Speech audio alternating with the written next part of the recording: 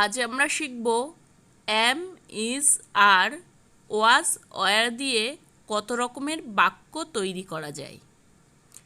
M is আর বসে present tense বা বর্তমান কালে, ওয়াজ ওয়ার বসে পাস্ট টেন্স বা অতীতকালে, অর্থাৎ যেটা ঘটে গেছে এমন বোঝাতে। আয়ের সঙ্গে আমরা এম ব্যবহার করি এবং অতীত বোঝাতে ওয়াজ ব্যবহার করি। তেমনি we, you, they third person plural নাম্বারে বর্তমানে আর, অতীতে were. He, she, it, Ram third person singular নাম্বারের ক্ষেত্রে বর্তমানে ইজ এবং অতীত বোঝাতে ওয়াজ ব্যবহার করে থাকি।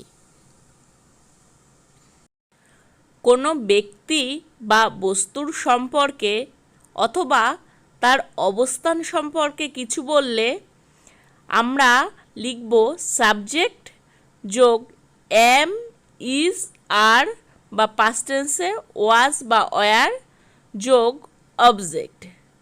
যেমন আমি একজন ছাত্র, এটা বর্তমান সম্পর্কে বলেছে।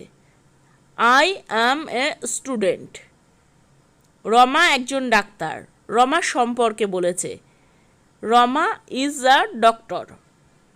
সৌরভ একজন খেলোয়াড় ছিলেন, অর্থাৎ এটা অতীত সম্পর্কে বলেছে, তাহলে অবশ্যই এখানে ওয়াজ বা ওয়ার হবে। সৌরভ ওয়াজ এ প্লেয়ার। সে এখন কলকাতায়, অর্থাৎ তার অবস্থান সম্পর্কে বলেছে। অবস্থান বলতে সে এখন কোথায় আছে।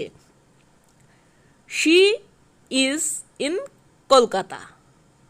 রাম বাগানে ছিল, এটাও অবস্থান সম্পর্কে বলেছে, কিন্তু এটা অতীতের অবস্থান সম্পর্কে বলেছে, তাহলে এখানে নিশ্চয়ই ওয়াজ বসবে বা ওয়ার বসবে। Ram was in garden. এখন এখানে তোমাদের জন্য কিছু করতে দেওয়া হলো, তোমরা করে অবশ্যই কমেন্ট বক্সে আমাকে জানাবে।